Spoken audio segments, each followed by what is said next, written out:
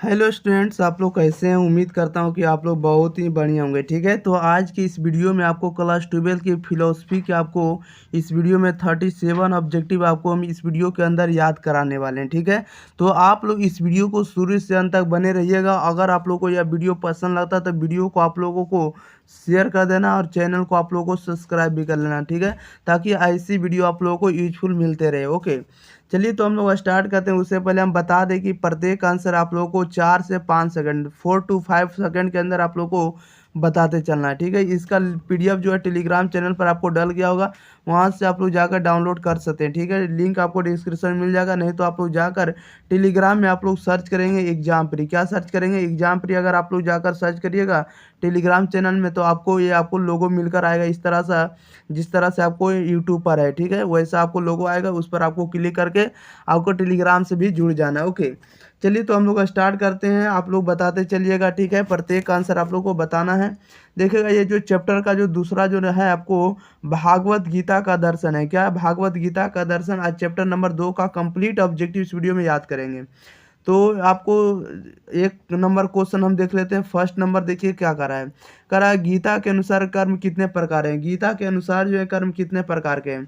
तो गीता के अनुसार जो है कर्म 2 प्रकार के हैं। Option number A right answer हो जाएगा। 2 नंबर में करा है कि किसने गीता को अनासक्त योग कहा है। बताइएगा किसने गीता को अनासक्त योग कहा है। इसका राइट आंसर आप लोग बताइएगा। तो गीता को अनासक्त योग कहा है विनोबा भावे ने। ऑप्शन नंबर इसका क्या आ जाएगा? डी सही जवाब हो जाएगा। क्वेश्चन नंबर देखिएगा आप लोग 3 नंबर। 3 नंबर में कह रहा है कि गीता का केंद्रीय उपदेश क्या है। बताइएगा गीता का केंद्रीय उपदेश क्या है। तो गीता का केंद्रीय उपदेश जो है आपको कर्म योग है। ओके, बी सही जवाब हो जाएगा। क्वेश्चन नंबर हम लोग देख लेते हैं 4 नंबर। देखिएगा 4 नंबर में क्या करा है। क्वेश्चन नंबर 4 में कह रहा है कि स्वधर्म की अवधारणा संबंधित है। स्वधर्म की अवधारणा संबंधित है, किससे संबंधित है? तो गीता से संबंधित है। ए राइट आंसर हो जाएगा। 5 में कह रहा है कि लोक संग्रह संबंधित है। बताइएगा लोक संग्रह जो संबंधित है किससे संबंधित है? तो लोक संग्रह संबंधित है आपको गीता से ही संबंधित है। ऑप्शन नंबर ए सही जवाब हो जाएगा। क्वेश्चन नंबर 6 में कह रहा है कि अनासक्त कर्म को कहा जाता है। बताइएगा अनासक्त कर्म को क्या कहा जाता है? तो अनासक्त कर्म को हम लोग निष्काम कर्म कहते हैं। ऑप्शन नंबर बी सही जवाब हो जाएगा। नेक्स्ट क्वेश्चन ले लेते हैं। क्वेश्चन नंबर देखिएगा आप लोग 7 नंबर की ओर। क्वेश्चन नंबर 7 में कह रहा है कि गीता में कुल कितने अध्याय हैं। बताइएगा गीता में कुल कितने अध्याय हैं। तो गीता में कुल 18 अध्याय हैं। ऑप्शन नंबर सी सही जवाब हो जाएगा। क्वेश्चन नंबर 8 में कह रहा है कि भगवत गीता के संबंध में निम्नलिखित में से कौन सा विकल्प सही है। बताइएगा भगवत गीता के संबंध में निम्नलिखित में से कौन सा विकल्प जो है सही है। तो इसका right answer option number D हो जाएगा। इस जो भी कथन लिखा हुआ सभी कथन सही है। ठीक है, ऑप्शन नंबर ए में लिखा हुआ भागवत गीता कृष्ण अर्जुन संवाद का प्रतिफल है। ठीक है, यानी ये जो भगवत गीता में जो है कृष्ण और अर्जुन का संवाद किया गया, यानी बात विचार उसमें से किया गया।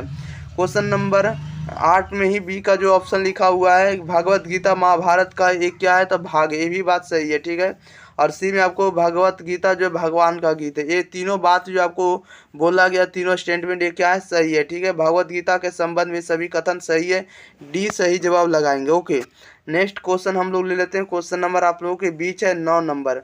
देखिएगा क्वेश्चन नंबर 9, जो भी आपको हम क्वेश्चन बताएंगे सभी आपको बोर्ड परीक्षा में आपको 100% आपको ऑब्जेक्टिव यहाँ से लड़ने वाला। ठीक है, आपको एक भी आपको सिंगल क्वेश्चन बाहर नहीं जाने वाला, इसलिए आप लोग जरूर शुरू से अंत तक वीडियो को देखते चलिए और वीडियो को दबा दबा के शेयर करिए। ठीक है, क्वेश्चन नंबर 9 में देखिए क्या करा है भगवत गीता के अनुसार वह कर्म क्या जो बिना फल की इच्छा से किया जाता है। बताइएगा कह रहा है भगवत गीता के अनुसार वह कर्म क्या है जो बिना फल की इच्छा से किया जाता है।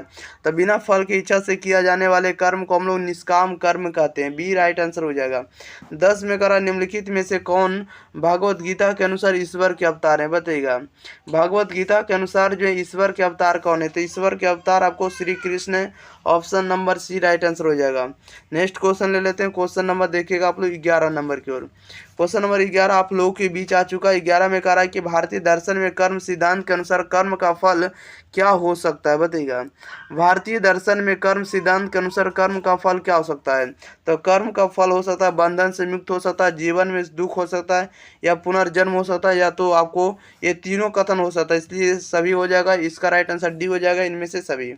क्वेश्चन नंबर 12 में कह रहा है भगवत गीता का शाब्दिक अर्थ क्या है। बताइएगा भागवत गीता का शाब्दिक अर्थ जो होता है ईश्वर का गीत होता है। ए राइट आंसर हो जाएगा।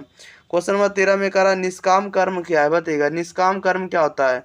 तो कर्म फल का त्याग करना ही निष्काम कर्म कहलाता है। ऑप्शन नंबर इसका बी सही जवाब हो जाएगा।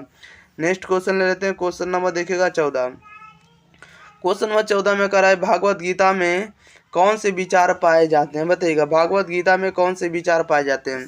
तब भागवत गीता में निष्काम कर्म के विचार पाए जाते हैं, योग की अवधारणा के विचार पाए जाते हैं, लोक संग्रह के विचार पाए जाते हैं, सभी विचार पाए जाते हैं, इसलिए इसका राइट आंसर डी हो जाएगा, इनमें से सभी। 15 में कह रहा है कि गीता का उपदेश है, बताइएगा गीता का उपदेश जो है आपको निष्काम कर्म के बारे में बताया गया है। ऑप्शन नंबर इसका बी सही जवाब हो जाएगा। 16 में कह रहा है भागवत गीता में योग शब्द का प्रयोग किन अर्थों में हुआ है, बताइएगा। कह रहा है भागवत गीता में जो योग शब्द का जो प्रयोग हुआ ये किन अर्थों में हुआ। तो योग शब्द का प्रयोग हुआ है आपको ये दोनों में से कोई नहीं होगा, ठीक है। ना तो आपको समाधि वाचक के रूप में हुआ, ना तो आपको संबंध वाचक के रूप में प्रयोग हुआ, ठीक है। इसलिए इसका राइट आंसर डी हो जाएगा, इनमें से कोई नहीं मारिएगा, ठीक है। नेक्स्ट क्वेश्चन ले लेते हैं। क्वेश्चन नंबर आप लोगों के बीच है 17 नंबर। 17 नंबर कह रहा है कि स्वधर्म का वास्तविक संबंध है, बताइएगा स्वधर्म का जो वास्तविक संबंध है किससे है। इसका राइट आंसर बताइए क्या हो जाएगा। स्वधर्म का वास्तविक संबंध है, तो स्वधर्म का वास्तविक संबंध जो आपको सामान्य धर्म से भी नहीं है, ना तो वर्णाश्रम धर्म से, ए और बी से भी नहीं है, यानी इनमें से कोई नहीं हो जाएगा इसका सही जवाब। तो इसका राइट आंसर आप लोग डी लगाएंगे, इनमें से कोई नहीं। 18 में कह रहा है किनके मतानुसार गीता महाभारत का अंग है, बताइए किनके मतानुसार जो है गीता महाभारत का अंग है। तो महाभारत का अंग जो है गीता है, ये किनके अनुसार है, तो डॉक्टर राधा कृष्णन के अनुसार, सी सही जवाब हो जाएगा। 19 में कह रहा गीता में किनके विचार से ईश्वर की वाणी मानी जाती है, बताइएगा। कह रहा गीता में जो है किनके विचार से ईश्वर की वाणी मानी जाती है। तो ईश्वर की वाणी मानी जाती है आपको श्री कृष्ण के अनुसार, ऑप्शन नंबर ए सही जवाब हो जाएगा। नेक्स्ट क्वेश्चन ले लेते हैं। क्वेश्चन नंबर देखिएगा 20 नंबर आप लोगों के बीच है। कह रहा उपनिषद को कहा जाता है, उपनिषद को क्या कहा जाता है, तो उपनिषद को आपको ब्रह्म विद्या कहा जाता है, ऑप्शन नंबर इसका बी सही जवाब हो जाएगा। 21 में कह रहा गीता में किस योग की चर्चा हुई है, बताइएगा गीता में किस योग की चर्चा हुई है। तो गीता में आपको ज्ञान योग की चर्चा हुई है, भक्ति योग का और कर्म योग, तीनों योग की चर्चा हुई है, इसलिए इसका राइट आंसर आप लोग डी लगाएंगे, ये सभी योग का, ओके। 22 में कह रहा है गीता की रचना किसके द्वारा की गई है, बताइएगा गीता की रचना जो है किसके द्वारा की गई है। तो गीता की रचना महर्षि वेद व्यास के द्वारा की गई, option number A right answer हो जाएगा, ओके, व्यास के द्वारा, याद रखिएगा। नेक्स्ट क्वेश्चन ले लेते हैं। क्वेश्चन नंबर देखिएगा 23 नंबर में कह रहा है कि निष्काम कर्म का मूल सिद्धांत है। निष्काम कर्म का मूल सिद्धांत क्या होता है, तो निष्काम कर्म का मूल सिद्धांत जो होता है कर्तव्य के लिए कर्तव्य, ऑप्शन नंबर इसका बी सही जवाब हो जाएगा। 24 में कह रहा महात्मा गांधी ने गीता को कहा है, बताइएगा महात्मा गांधी ने गीता को क्या कहा है, तो गीता को माता की संज्ञा दी है, option number A right answer हो जाएगा। 25 में कह रहा गीता के अनुसार योग है, गीता के अनुसार योग क्या है, बताइएगा। तो गीता के अनुसार योग का अर्थ होता है ईश्वर से मिलन, ईश्वर से मिलन के लिए जो हुआ है योग शब्द का प्रयोग हुआ है, ओके, गीता में, याद रखिएगा। क्वेश्चन नंबर देखते हैं 26 नंबर।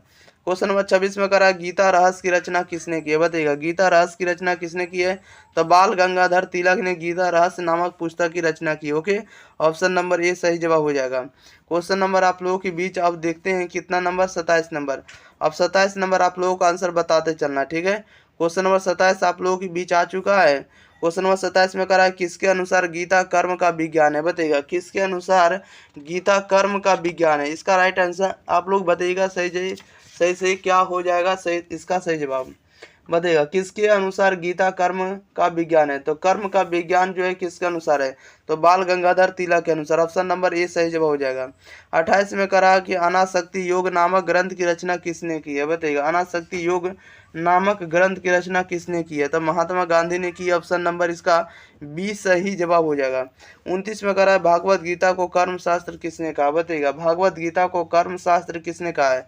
तो बाल गंगाधर तिलक ने कहा, ऑप्शन नंबर बी सही जवाब हो जाएगा।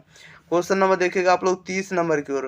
30 नंबर क्वेश्चन में कह रहा है कि गीता में मोक्ष के कौन कौन से मार्ग बताए गए हैं, बताइएगा गीता में मोक्ष के कौन कौन से मार्ग बताए गए हैं। तो गीता में मोक्ष प्राप्त करने के लिए, मुक्ति पाने के लिए आपको क्या क्या मार्ग बताए गए, तो ये ज्ञान के मार्ग बताए गए, कर्म के लिए भक्ति का, तीनों मार्ग बताए गए, इसलिए इसका राइट आंसर आप लोग डी लगाएंगे, ये सभी मार्ग, ओके।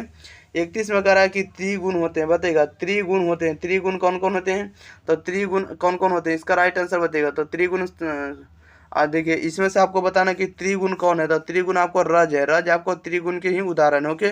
बी सही जवाब हो जाएगा।